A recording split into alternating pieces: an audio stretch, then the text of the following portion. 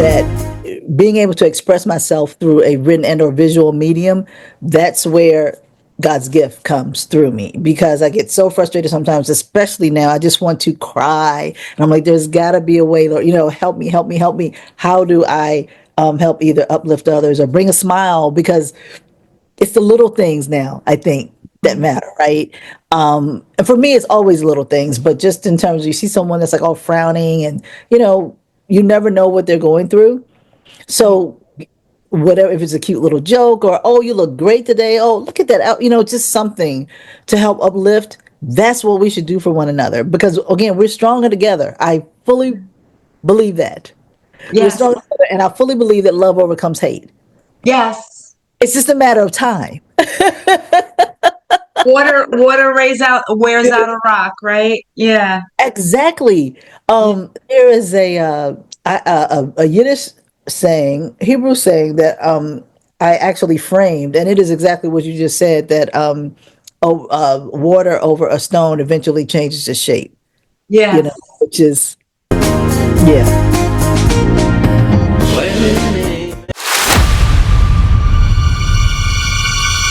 Mother knows best, right? When are you going to get a nice Italian girl? You're taking my Donnie away from me? Ma, enough.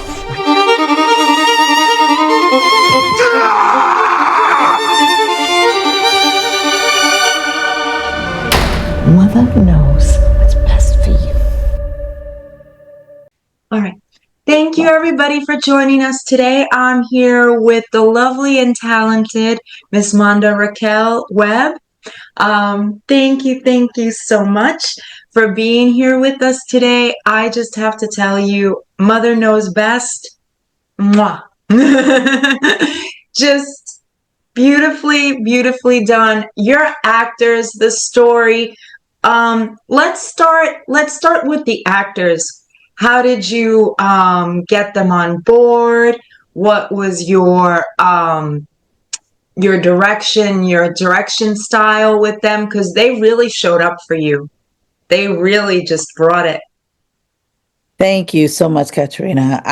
This was actually, you talk about collaboration, and as you know, the production, it's just really it's so important to have, to make sure that everyone's on the same page, that they understand the vision, and that they understand how executing it will impact others and what they'll feel when they're viewing it, right? So to ask them to be in a moment for a very difficult scene, as a director, I'm cognizant of that.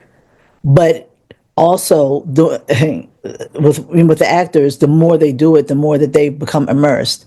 And so, so just start at the beginning. I'll try to be as brief as possible.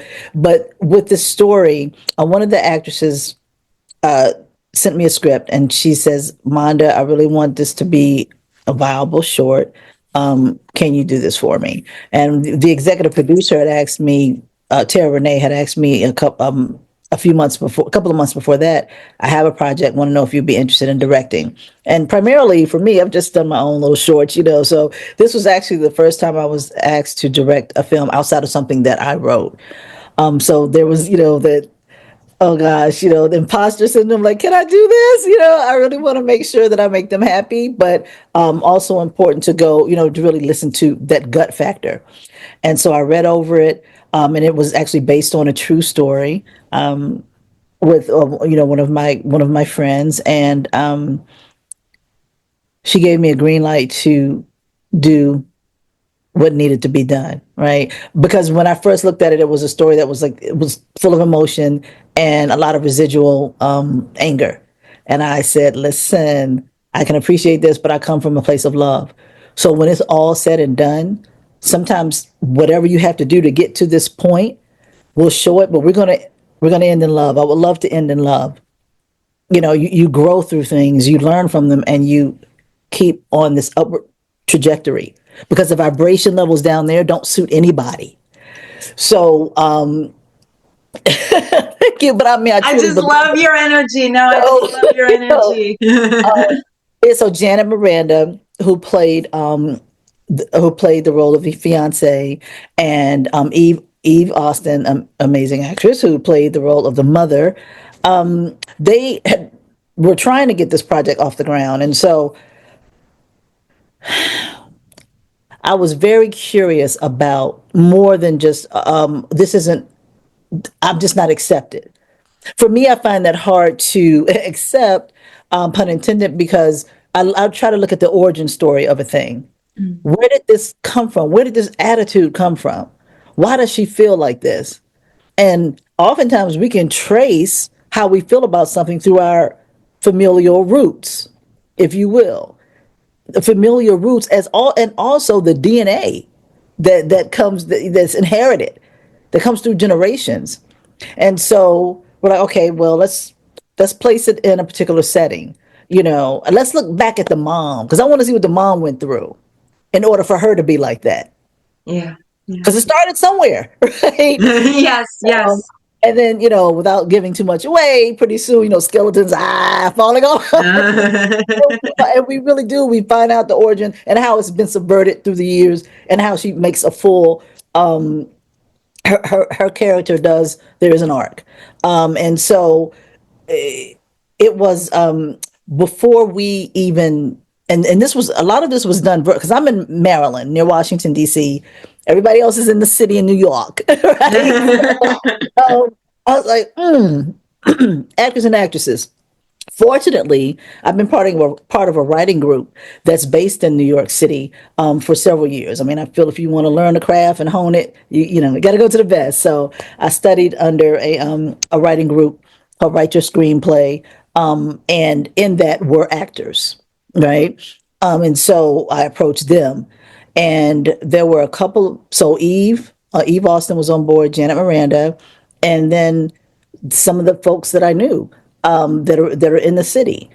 And it just happened. It just so happened to work out. When you're doing a small independent film and everyone's rolling up their sleeves, I mean, you can have a title, but really there's six, right? You're doing to make it work on a limited budget and limited time. But so we met through Zoom. We had meetings with the actors. We had reads. We had a couple of table reads with everyone, and then the producers that I work with, Bree and Amber, literally broke down the scenes and the actors, how they interacted with each other. So we took the macro, made it micro, right? Wow. And but even before we shot our first frame, we talked. We had a big meal. It's like Italian style, right? At the table, and we just talked. And it wasn't a curated or guided conversation. We actually talked about abuse, sexual abuse, mental abuse. And I mean, if there were 10 of us, 9 of us had experienced something. And it was a very powerful moment because, when I talk about us being stronger together, when I talk about us as human beings being more connected than we are disconnected and sharing similar experiences, it makes us all relatable. It makes us all human. And that there were certain sensitivities that were going to take place during this particular project, but we have to address it because it exists, it exists and it's real. And our purpose is to make it better. How can we make this better? How can we make people more empathetic? How can we make them look at their circumstance and say, oh, I may have experienced this too. May not have been just like it, but I know it when I see it, right? So really it's all about, how do we improve humankind? Yeah. And everyone was on board with that, which was helpful. Yeah. Right. No, that was beautifully said. You brought up a lot there, like the nuance in it shows like the microaggressions that I think people can give each other on a daily basis, like with the carrot cake, with she does Reiki, the little digs that it's not like a full-on character assault, but it's just enough to show, hey, like you said, it's coming from a lower vibration. It's not loving, it's not welcoming, it's not, hey, how do we get together? It's, hey, how can I push you further away? How can I hurt you? And yeah, exactly. What does that serve in our, in our day-to-day lives, yeah, no, just the nuance in this movie is beautiful. I really, one of the lines that hit me and I was just like, wow. And it was almost like, you almost want to say it was like almost like a throwaway line, but not really. When the fiance is coming out of the brownstone and the kid on the steps is trying to play hockey. Yeah.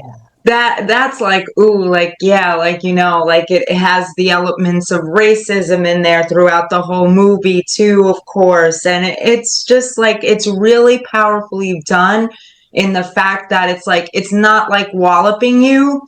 It's showing you how people can chip away at the fabric of being together, you know?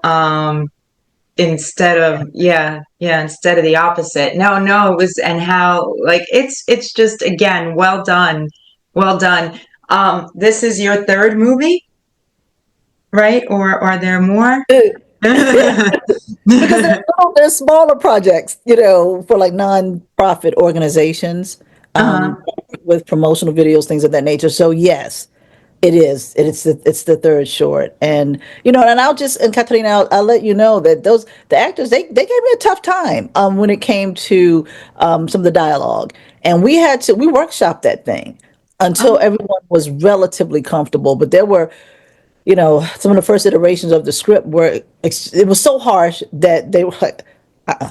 But I really? know I'm an Oh, actor, interesting. but I don't want to say this. I don't want to say this. Yeah. So, and Eve, she's like, well, I'm okay with this. I'm Jewish, so I'm okay with saying this, but you know, so yeah, so it was a tamer version, a lot tamer Wow. version. Yeah, but I'm like, if you could be a fly on the wall and hear some of the things that are said, um, because people don't think you're in the room Yeah. and they feel comfortable enough to say what's really, you know, what they're really thinking. That's how I wanted it to come off. Now, like I said, this is a tamer version, but you get it. So I'm like, okay, we did our job. But Oh, yeah, yeah, yeah. Yeah. No, sometimes, sometimes there's a power in subtlety too. It's not brash, it's not, John Wick style, let's assassinate everybody. exactly. So, um, Yeah.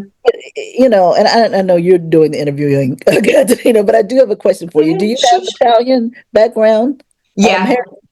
yeah, 100%. And so, when I thought about the story of neighborhoods being integrated and people from the old country and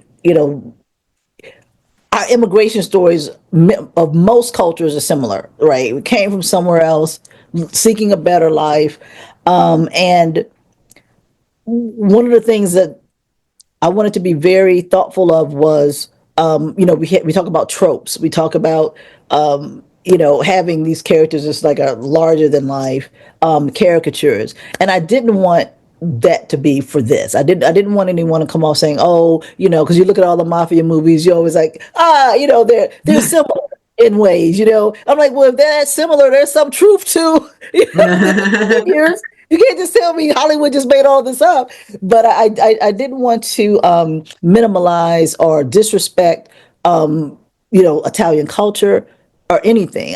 Again, I just wanted to come from a place. This could be, you could juxtapose those characters and they could be anywhere. They could be Right. from Pakistan and India who are beefing. They could be from Ethiopia and Eritrea who beef. They could be from, you know what I mean? And so it could be anyone.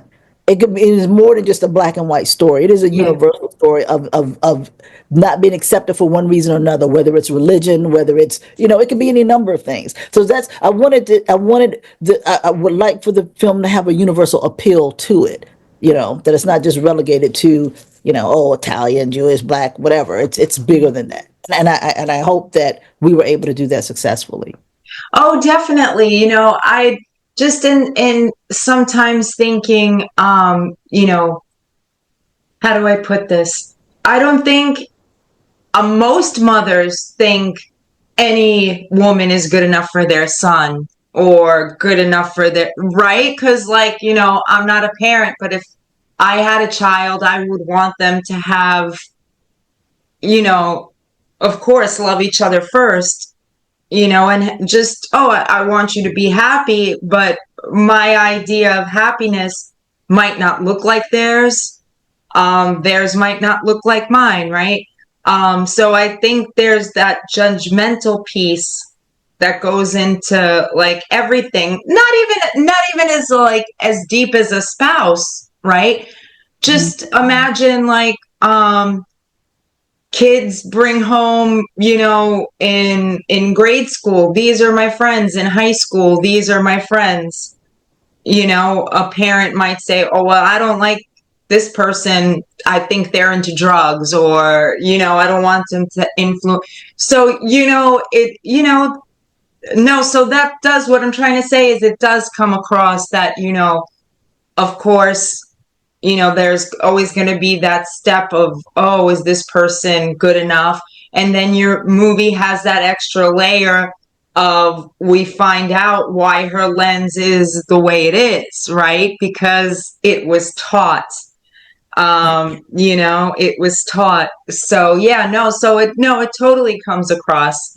This is beautifully done. Again, all the nuance in it.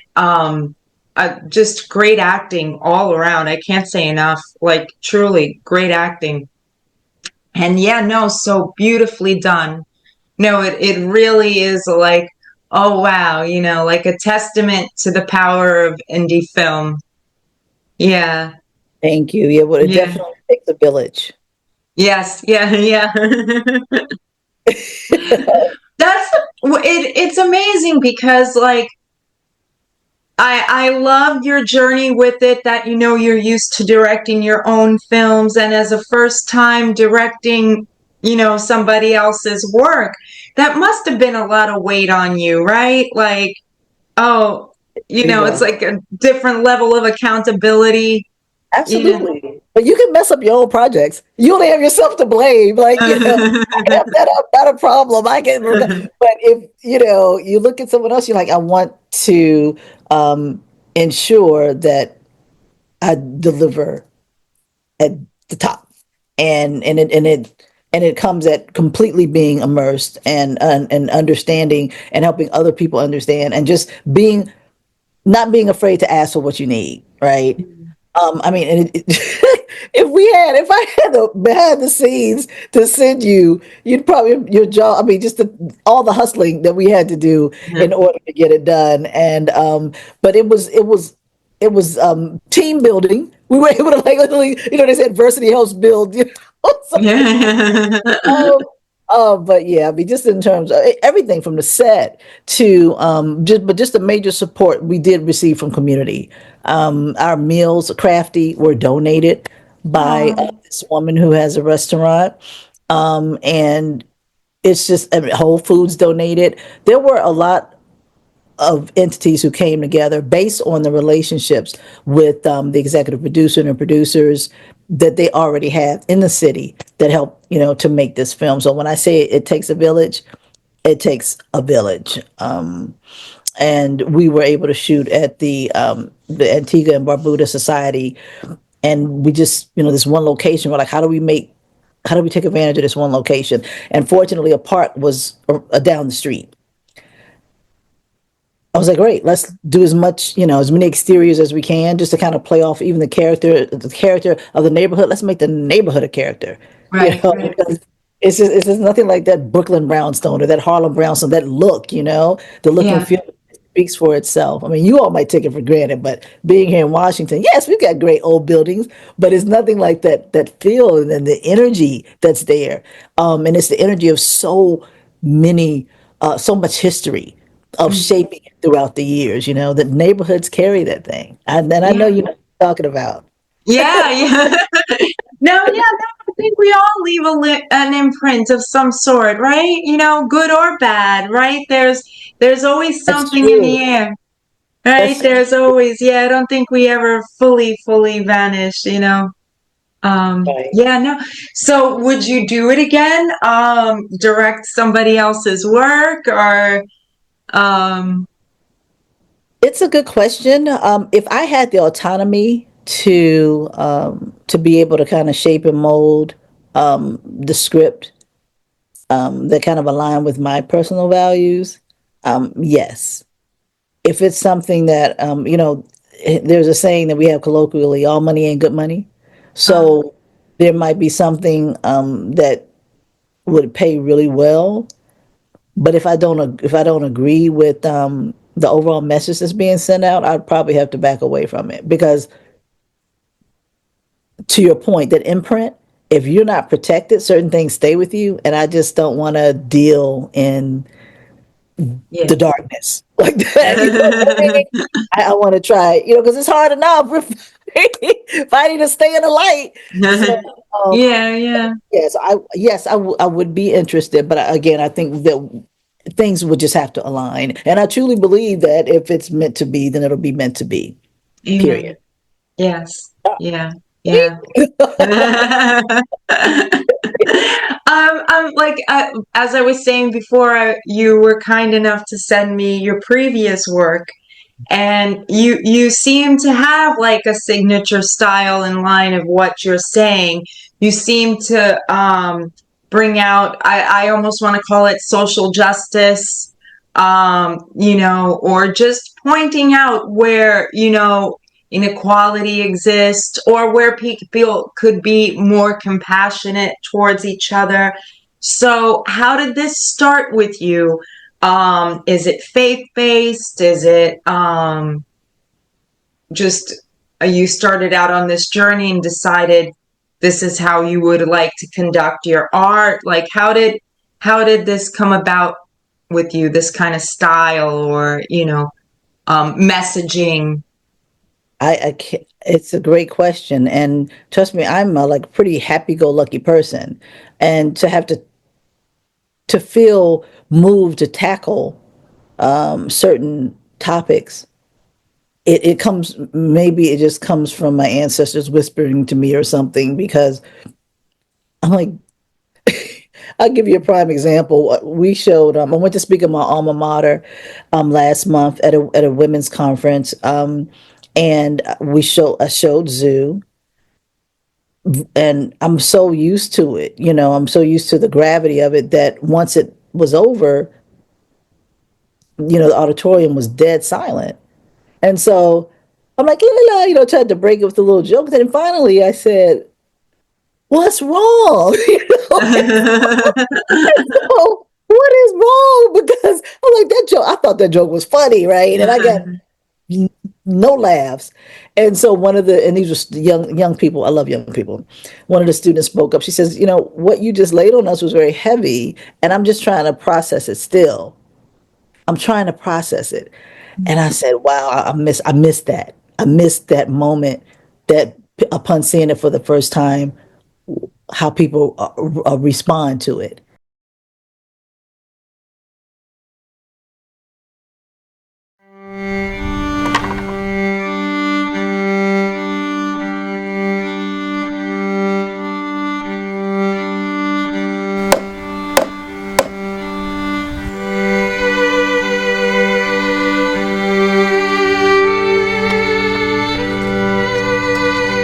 Frau's and Fräuleins, Monsieurs et Mademoiselles, les enfants, welcome! In a few minutes, you are going to experience a truly unforgettable experience. So, gather around, come in close. Mom, I'm gonna miss it. My birthday will be ruined.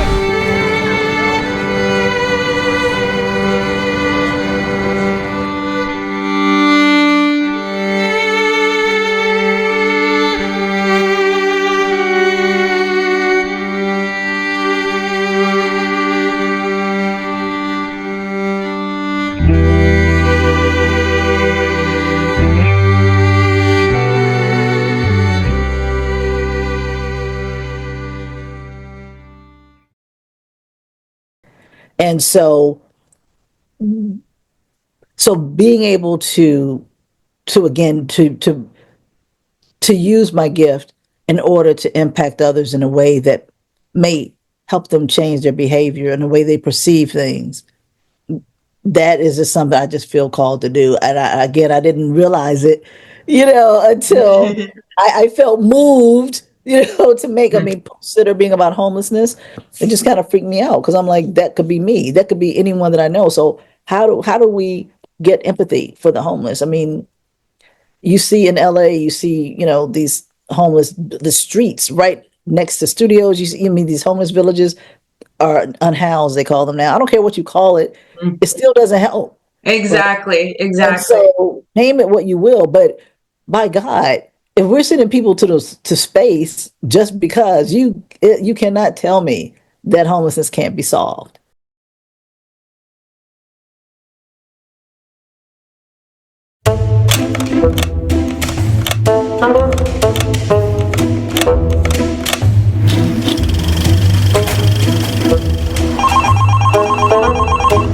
Oh my God, you have a cancellation this week at the beach house? Oh, no pets?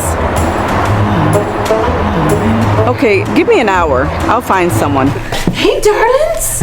It's just us. It's time for a little fun. What you say? You do know the games that these pet sitters been running on people, right? What's going on here? I was just telling Terry about some crazy horror stories online yesterday. Oh, before I forget, my room is off limits. Bollocks. Here it is. You guys are making me nervous. Didn't have to shoot the dog. I told her not to use all the treats. That's not my hair. This is blonde. It's nasty. That's what that is. Ain't nobody gonna bring me down. She's gone already. She said she had a curfew or something. Yeah, she's weird. It's like she's got this British accent and rhyme. Any bed for me head is better than none, and your guest room is perfect. Enjoy your holiday. It's like the Queen meets Jay-Z. Ooh, ooh, ooh. And when the world explodes, You're the stranger in my house. at least I will know I can make it on my own. I can make it. I just need to find a pet sitter. I I'm glad they were on their best behavior. How about you? I can make it on my own.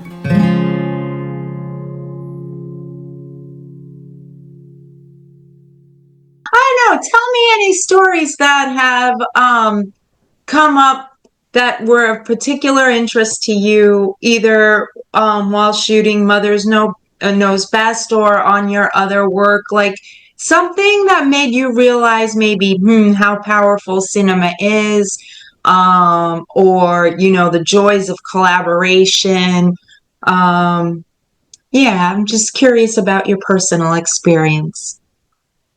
Well, I would say most profoundly was the story behind Zoo, Vorka Show. And for your viewers and listeners out there, Zoo is a short film about a day in the life of an African girl in a human zoo at the World's Fair, last World's Fair in Brussels, Belgium, 1958, October 1958. And the two girls, I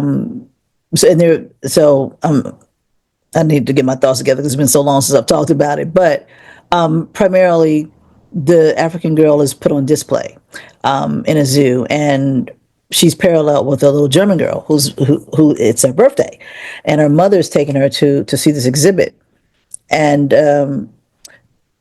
she couldn't understand why the little girl was behind the fence, and so the premise of it, is my theme, let's all be human.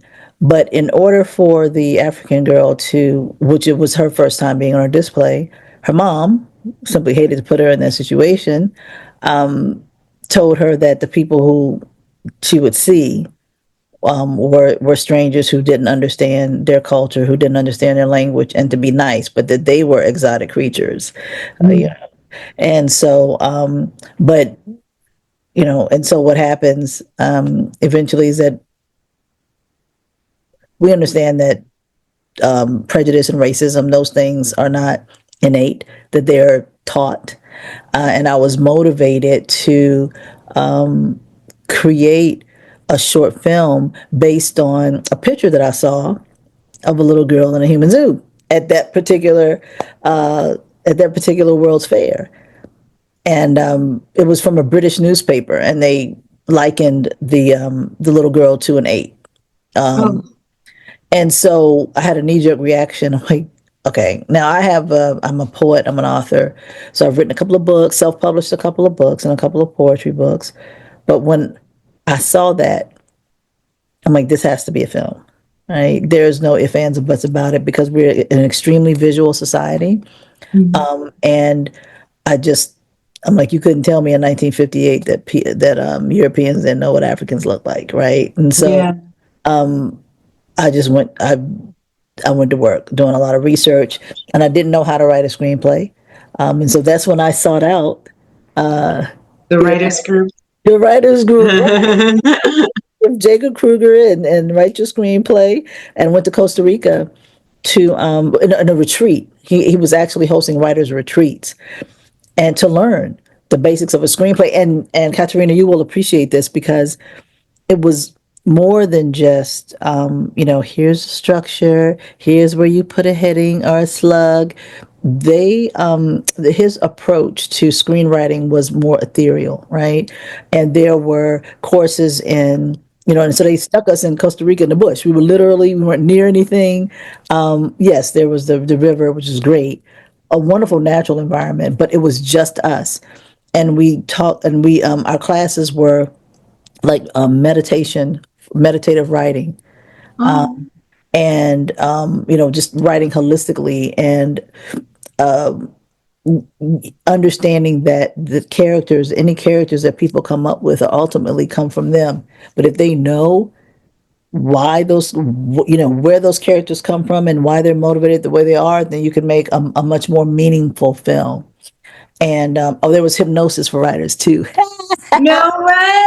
Oh, that's amazing. So, we would get up in the morning, have a little breakfast, go down to the ocean, and then come back and maybe do, like I said, we would do some yoga, but then the classes would start. And so I felt being in a holistic environment like that will help better shape me as a writer. That I learned so many things in there that are still a big part of who I am today and my growth, as a writer in this industry. So I was really moved by that image, and I just felt that so it could reach literally around the world through film. I mean, it takes authors a while to become like huge authors, right? Sure, yeah. Everyone's going to read the books, but one thing about film, especially now with AI, it can be translated really easily, and it's a medium there, and it's short, 11 minutes. But the point was made. To have that hope and to really just like love one another, because it's kids, and I really wanted to use the kids because they're so young and they're so innocent and they're pure, and if we as adults could harness just a little bit of who we were as children, again, I think we'd be much better off. Oh yeah. Yeah. Oh yeah. No, it was beautifully done. I loved how it was black and white and then the color emerges, right? No, beautifully. So you said a lot there, and I'm just so intrigued by your personality. No, seriously, because I want to know, well, it's kind of obvious, but I wonder, so your poetry has to have obviously informed your filmmaking, right? Laid the seeds down for your filmmaking, have you drawn that line for yourself yet, and what is it for you? Now, once you said it, I'm like, oh yeah, she's right, but I hadn't thought of it in that way. But one of I was actually afraid of screenwriting because you don't have much real estate. You have to kind of get to the point, right? And when you're writing a novel, you can, meander all over the place. But such are not necessarily the rules when it comes to film. And poetry is also it's a specific medium in that the words that you use, to me, it's a discipline in making sure that the words that you use are the right words for that particular instrument, for that poem that's going to hit in a certain way. Because, I mean, in our languages, we have several words that can mean one thing, right? One thing, several words. But with poetry, with me, poetry is about that right choice, Yes. right? And so, and screenwriting is very similar as well. The way in which you use the words, and also with the intended effect. And people talk about being intentional. I'm extremely intentional about my craft. And I believe that the best way to present it is as organically and honestly as possible. Because they say you know truth when you hear it. And in my mind, you know truth when you see it. Right. And it's incredibly important to be able to try and balance what is so serious with something light, something, humorous, or just something that kind of makes you feel good in a moment. So even though these topics are very heavy, like with Zuvo Show, the light was that the mother, in a way, found freedom through her performance that took her back to a space and time when she didn't have to get shillings for her performance, that where she was free. And I think with so many of us, my overarching nuance was that with limited thinking, we're all in zoos, right? We're all behind bars, and we have free will, we have free choice, and so much is available to us. I mean, the internet alone. When I grew up, I grew up reading encyclopedias if I wanted, knowledge. Things are a little different now. So I think, to be able to look for the perfect blend with technology and humanity and the consumption of that, to balance it is very important. So yeah, we just gotta, get out of our own zoos. Yeah. Yeah, no, it's amazing. Like there's so much is discussed like about the world fairs, like, and everything, and how everybody was like, wow, they're so great and so innovative. I had never, until seeing this film, heard about this. And I don't think it's just me, right? I'm sure you've had this reaction like across the board. So it's like, wow. But I think it's on purpose. I didn't learn that in school. I was in my 40s and I felt dumb. I'm like, why don't I know about this? Like World's Fairs, they were world fairs, all around the world. And this particular one, the theme was a new world view, a new humanism. And I was like, wait, what? Because it was the first World's Fair after the Cold War. And so, countries all over the world were so excited about, look at this technology and look what we have here. I mean, they built a huge atom, literally it was huge. And I have it in there, like what the picture of it in the film, but it was all the rage. So they were talking about progress. They were talking about moving forward, but yet you still relegated human beings to being an object. And it wasn't just Africans, right? And so I just felt in 1958, we should have known better. If you think about it, like in context of like, like big bands that everybody still knows today, like the Doors were almost about to come out in like 1958. Right? If we put certain things in context. That's true. And you're like, it was like yesterday. Like my parents were 11 then, right? So like, yeah, and it's really mind-blowing, like, how our objects progress faster than we do. Faster than our minds.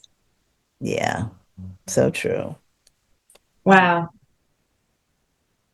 Yeah, no, it's all your work has this really poetic, like a bittersweetness, like an intentionalist, view, and just really well done. I wonder, how long does it take you to make a film? Like, I know there's shorts, and this always like blows my mind because in doing this, I get various answers, like, everything from 10 years I've gotten to an afternoon. So I just wonder, with Mother Knows Best, how long did it take you,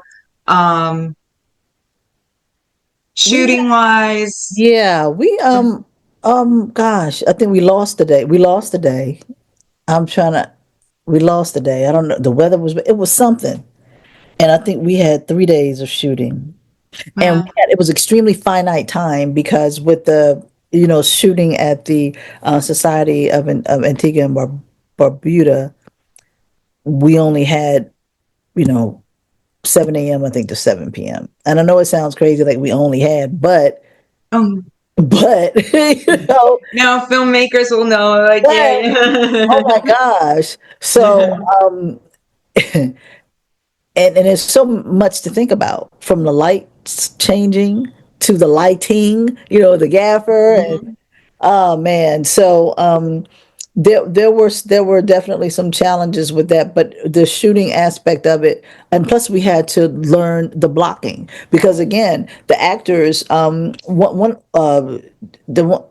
who played Emma, and Travis, who played Donnie, they were actually able to meet beforehand. They just took it upon themselves to say, "Hey, we're both in the city. Let's meet and go over our stuff together." So they really had created a chemistry by the time we had come to set. But the blocking, everything had to be done in the moment, because we had the table reads, but we just didn't have enough time for the actors to come, and also budgets. You're asking people for their time, and you want to make sure that they are properly compensated. And again, when you're working on an indie film, with the budget that we had, we just had to make do. We had to make do and do the best we could. And it was so funny. The that huge scene in the end. They say you have a few movies, right? The one you write, the one you shoot, the one you edit, and finally the one is the final. So it was like a domino effect with trying to, because there was a lot going on, and it was the only time so many actors were in scene at the same time. And it was so fun. One might forget their lines, and the others so after a while I said, you know what? Do what you want to do. However you feel led. I was like, we'll take it in chunks. We'll take it in small chunks. But I'm like, you know what? How does this feel to you? How does this sound? I'm willing to be flexible here. But it was like a comedy of errors. But we got through it. And again, and I hope what I envisioned originally is a little different. But I still think that we were able to get that point across. So, the arc, the character changes, and the gratitude, and change perception.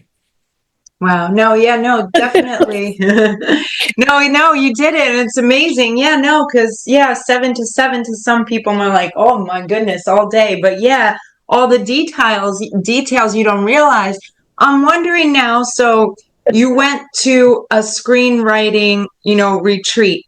How about directing wise? What was your training there? Or you just instinctively knew? Oh my gosh, it was just a gut thing. And I was fortunate for Zoo, and we did it over a weekend. We did Zoo over a weekend, and Pooch Sitter we shot over it was a weekend, maybe 3 days. Nothing's literally, because people are working, and so I was 3 days is my average, but 3 nice full days. But the prep that goes into it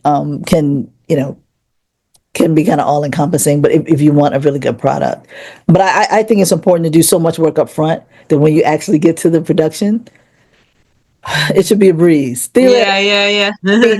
Things happen on set, as you know, and you just got to be able to you gotta think quick, figure it out. But no, the directing piece, I just think it's important, because we as women, we're underrepresented, like really, Yes. like percentage wise, not even in the double digits. And so, well, and I also knew my vision. I also knew exactly what I wanted. So spending years in corporate America, project management, a lot of those skills are just transferable, right? And again, like I said, I love people. So just a matter of kind of understanding who went where. And like I said, I was fortunate enough to have Bree. She's our producer, but she has spent over 30 years in the business as a line producer and producer. She helps, because everything I write now, I'm thinking, how much would that cost? Like, I'm very thoughtful about not overdoing it. And I also think less is more, right? Give the actors a chance to showcase what they can do with facial expressions, not a whole bunch of dialogue, and I was also kind of brought up by a cinematographer who's also busy. His name is Keith Smith. He's been in the business again over 30 years, and so I'm thinking, how much is this going to cost? What is this going to look like? And I'm putting it all together with, well, here's what I think. So looking at those elements and having that kind of support about the importance of these other roles on sets and how everything comes together has been very helpful. But I would love to, to get a formal training or to shadow someone, and maybe eventually I will. But so it's not like I'm starting small, the shorts, right? 1 short, 2 short, 3 short. Let's keep it moving. Beautiful. So yeah, so it's great that you seem to have a balance about you of the artistic and poetic and the organizational. So yeah, good for you. Thank you. And then I will keep going back and talking about the village and talking about, people wearing several different hats and being able to kind of chip in and share from their level of expertise. I just think it gives them a more well-rounded project, when we look at diversity just within people and their talents. Yeah. Not to keep you too long, but you mentioned it, so I want to bring it up because right now I think it's such so prevalent in people's minds. AI, where do you think that's all headed, or how is it being used? I'm just wondering in general what your thoughts are. I have I started, well, when they first started talking about AI, with ChatGPT. Again, I had a kind of like a visceral reaction because I'm a writer and I'm like, wait a minute, you're doing what? It takes me hours to come up with something in chat. It's like blunk, and I'm like, how can it have the human empathy we need? But in some places, I think AI is good when it comes to being able to like when you're storyboarding and to come up with like images based on what you put into. I think that can be very helpful. And I still think that the craft is should be respected as the craft, and that what the human beings put into it is still very important. I mean, AI can do everything. It can script, it can write a script, it can, create backgrounds, it can do it all, which in some instances may be helpful, like maybe an interstitial video. But when it comes to film and telling especially independent film, where we don't have these tentpole budgets, where we're not doing Fast and the Furious 30, we're really trying to tell, stories that matter and that mean something. And so I think that it should be used accordingly. But I don't think we should be dependent on it. And I do not agree with putting people out of work. I don't agree with that. And they're coming up with, generational AI, and, machines that can do, no, I just, I'm like, okay, what are we supposed to do? So there was so long where the industry just kind of stood still and things, there was a set way of doing things. And in the past few years, things are just moving so rapidly.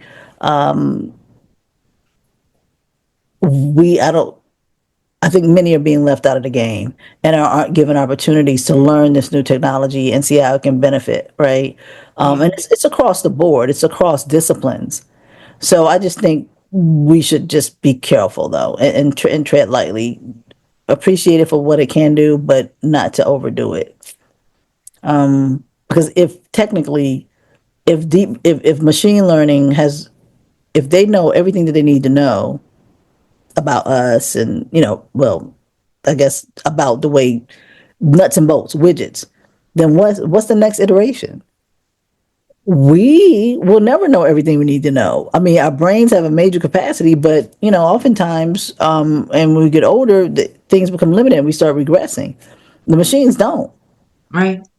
And so I don't know. I don't, Katharina.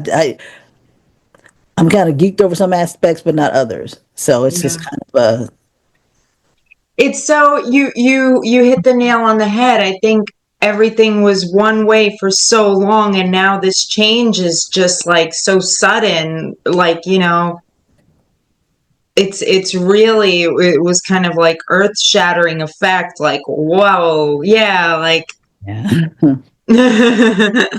dubbing, right? They could dub in different languages, so that's a whole, you know, sect of the workforce that could lose. I mean, yeah, like you said, across disciplines, it's just really felt like overnight, you know, Skynet. Yeah. So, Yeah. we'll see. What's your next project? Are you there yet? Are you in motion for the next one? You know, there are, I've got a couple of projects that I put on the back burner until I finish for everyone else. Different things that I'm doing. So, for example, I'm writing a screenplay based on the life of a Black aviator from the Vietnam War. So, it's called Black Aviator, a hero's story. And I mean, it's a working title that may change, but I didn't realize there were Black helicopter pilots in the Vietnam War because I've never seen any. Right. Right. The movies, I mean, now Spike Lee has done something just in terms of, you know, soldiers in the Vietnam War, but I mean, an actual pilot, a helicopter pilot, I haven't seen it.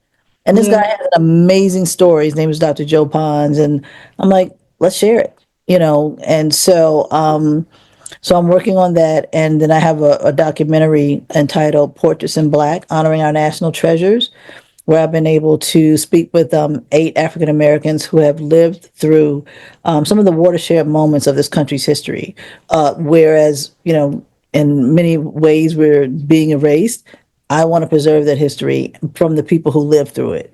I'll give you an example. One of the women was the first legal marriage in Virginia after Virginia versus the Lovings, when interracial marriages, they were outlawed, right? So they got married in 1968, right after the Supreme Court viewed in favor of interracial marriages. And so to hear her story is, it's sad and it's fascinating at the same time. I mean, she and her husband didn't work out because of societal pressures. He was from Germany, you know, but it's still history. You know, and I think it's extremely important to, it's like the zoos, like we didn't know. Okay, so we're not being taught in schools. It shouldn't be a reason to not know. You know, if there's another way or medium to educate people and uplift them and entertain and educate, then why not? Why not? Amen. No, brilliant. I just think you have such a calling on your life. Yeah, and you do it so gracefully. Katrina, I want to give you like a hug. You're inspiring. Yeah. Thank you. Yeah, truly.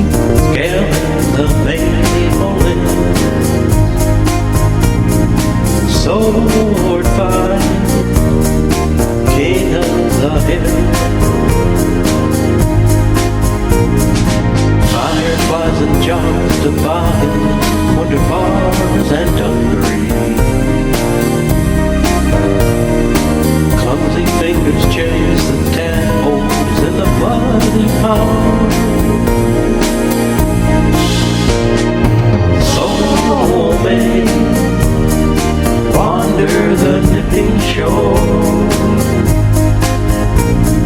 Season quick in their pace, touch upon the shoulder